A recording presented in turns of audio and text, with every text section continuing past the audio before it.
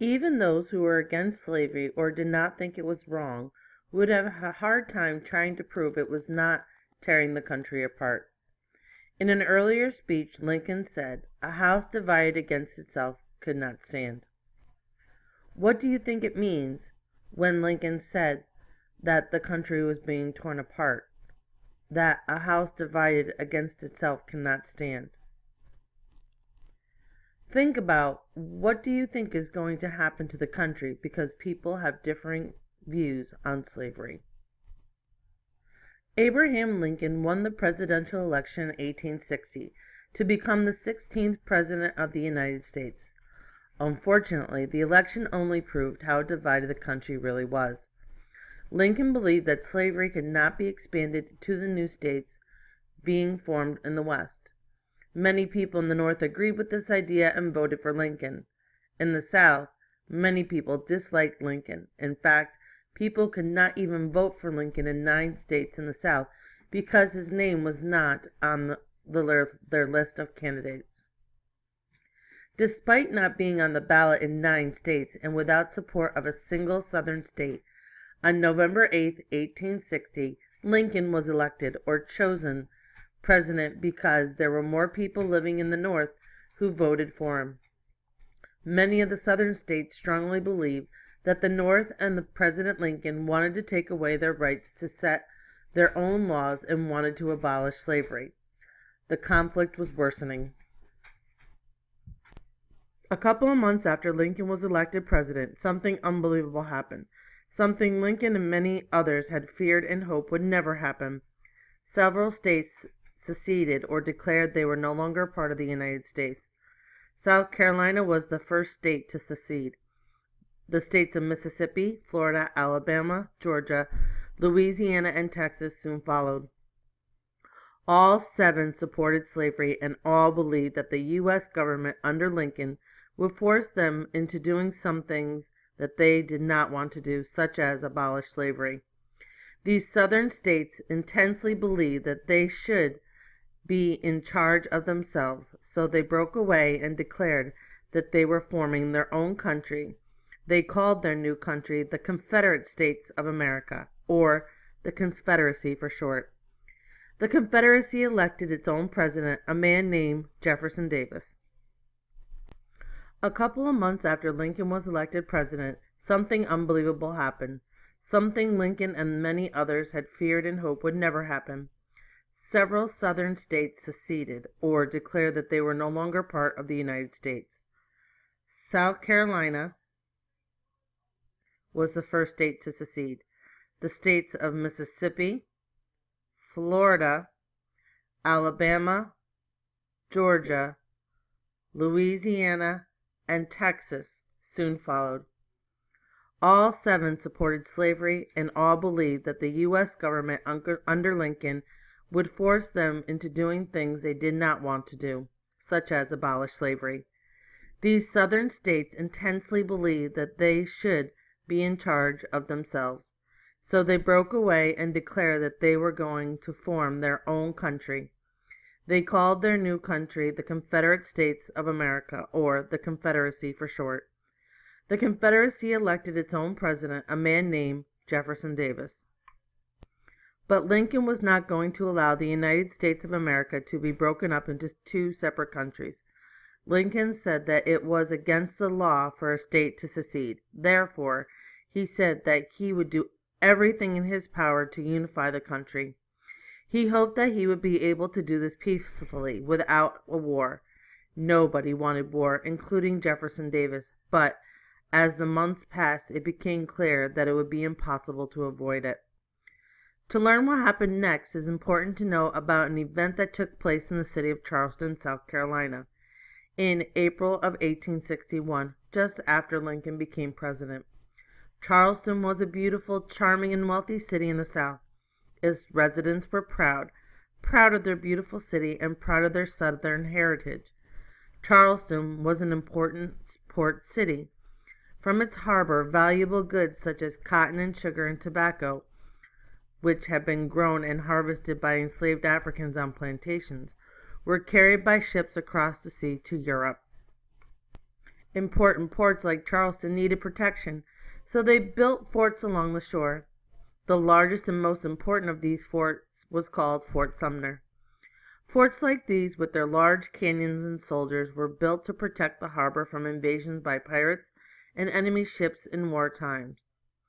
Although Fort Sumner was in South Carolina, a Confederate state, the fort still belonged to the United States. The Confederates wanted Fort Sumner for themselves, and they knew that they could not have a real country of their own as long as U.S. soldiers were guarding the forts and controlling its guns. Fort Sumner created a problem for President Lincoln. It was a fort located in an area now claimed by the Confederacy. President Lincoln now had three options. 1. Tell the U.S. soldiers to leave the fort. 2. Send more U.S. soldiers to defend the fort against the Confederate soldiers. Or 3. Send supplies such as food to the fort to see if the Confederate soldiers would try to stop them. This was a difficult decision. If President Lincoln chose the first option, having the U.S. soldiers leave the fort, he would be saying that he agreed with the South Carolina's decision to secede. If he chose the second option, sending more troops to defend the fort, the Confederacy might accuse him of starting a war. President Lincoln chose the third option, sending new supplies to see if the Confederacy would let the ships through. At the same time, the Confederates raised an army of their own. They surrounded Fort Sumner and tried to convince the soldiers inside to surrender. But the soldiers said that they had orders from President Lincoln to stay put, and that is exactly what those soldiers did. When the Confederacy heard President Lincoln was planning to send more supplies to the fort, the Confederacy opened fire. Early on the morning of April 12, 1861, before the sun had even risen, a woman named Mary Boykin Chestnut sat right up in her bed, as though she had wakened from a bad dream. Then she heard the same sound that had shaken her from her sleep, a distant loud boom, as described in her diary. Thinking it might be thunder, she put her head back down on the pillow. The room was pitch black, but through the window she could see that the sun was just barely beginning to rise, casting a blue hue, slightly yellow light from the eastern sky. Suddenly there was a series of loud explosions. Boom, boom, boom! These sounds were much closer.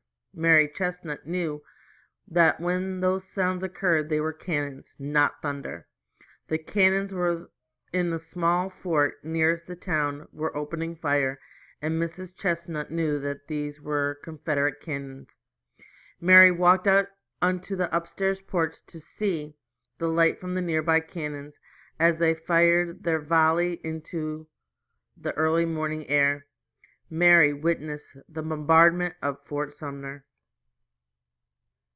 All morning, all afternoon, all through the night, for 34 straight hours, the Confederate cannons fired on Fort Sumner. The U.S. soldiers in the fort had cannons of their own, and they fired back.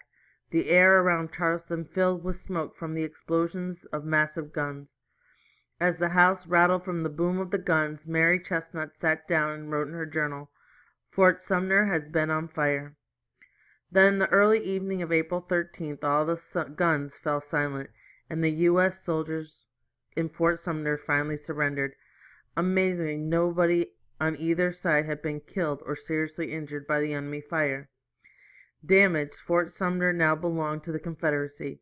More important, it became clear that war could not be avoided. After the Battle of Fort Sumner, more Southern states joined the Confederacy. Virginia, Arkansas, Tennessee, and North Carolina, as well as portions of Kentucky and Missouri. In all, there were 13 Confederate states, all from the South. It is important to remember that the states of Kentucky and Missouri did not actually secede from the United States, even though some people from those states decided to fight for the Confederacy. The remaining states, those that had not seceded, were in the North, and they became known as the Union. The Confederacy made a flag to symbolize its new country. The Confederate flag, pictured in the bottom left, had 7 stars, to symbolize the first set of 7 states that seceded from the Union.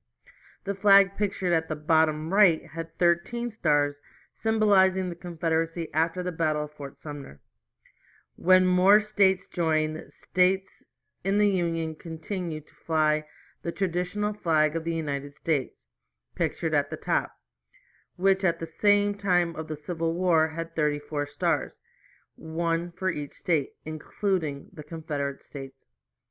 With the Battle of Fort Sumter, a new and painful chapter of American history began. Mary Chesnut, for her part, continued to write in her journal, keeping record of the Civil War through the eyes of a Southerner. By the end of the war, Charleston, where it all began, was very fortunate that it was not burned to the ground like many other cities in the South.